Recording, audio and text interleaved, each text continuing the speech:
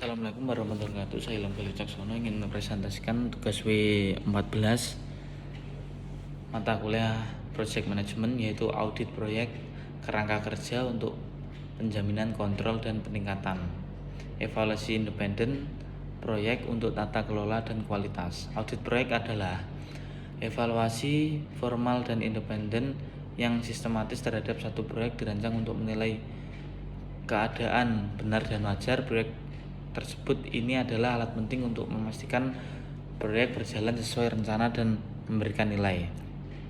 Seperti ada kepatuhan, jaminan.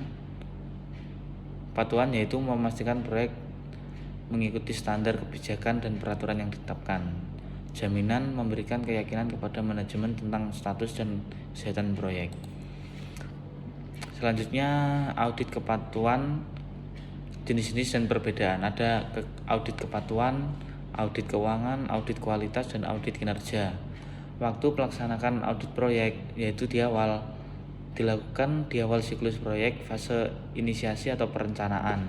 Dua, audit sementara dilakukan secara berkala selama fase pelaksanaan, misalnya di akhir setiap fase atau milestone penting untuk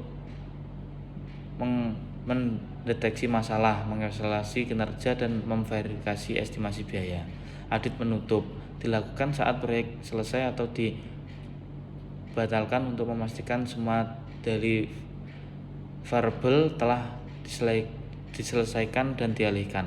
Yang terakhir, audit pasca proyek dilakukan 6-12 bulan setelah penutupan proyek untuk menilai realisasi manfaat bisnis yang dijanjikan dan dampak jangka panjangnya.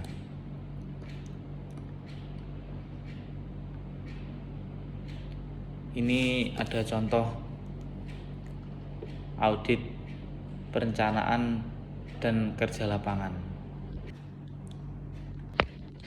Baik, proses audit fase 3 dan 4, analisis dan laporan. Fase 3 yaitu analisis dan evaluasi, mengidentifikasi temuan audit, kekuatan, kelemahan, defisit, dan mencari penyebab akar masalah.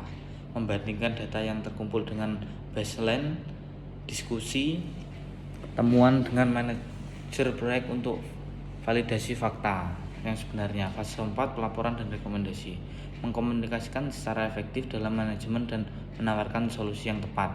Menyusun laporan audit resmi yang jelas, objektif, dan persuasif.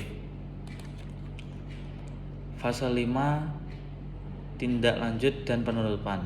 Tujuan tindak lanjut yaitu memastikan bahwa tindakan perbaikan yang direkomendasikan telah dilaksanakan dan secara efektif mengatasi temuan audit. Aktivitas kunci penutupan audit resmi yaitu semua rekomendasi diselesaikan atau diterima oleh manajemen tim audit secara resmi, menutup audit dan mendokumentasikan hasilnya. Selanjutnya audit perangkat lunak teknis, yaitu ada arsitektur, yaitu apakah desain sistem mendukung skalabilitas, keamanan, dan pemeliharaan jangka panjang, kualitas kode, dan keamanan.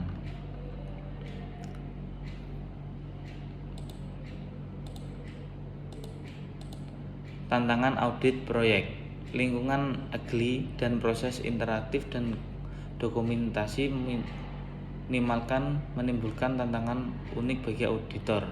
Proses cepat, dokumentasi minimal, fokus audit bergeser. Audit harus berfokus pada kepatuhan proses yang sebenarnya, bukan hanya pada kelengkapan. Manfaat audit teknis proaktif: 1.